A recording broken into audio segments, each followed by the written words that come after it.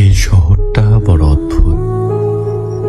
এখানে মানুষগুলো যেন কেমন, সবাই নিজের মতো করে ব্যস্ত, হাঁটছে, দৌড়াচ্ছে, কথা বলছে, আবার চুপও থাকছে।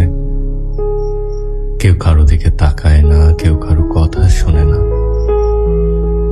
অথচ প্রত্যেকেই চায় কেউ একজন তাকে বুঝুক, তার পাশে থাকুক।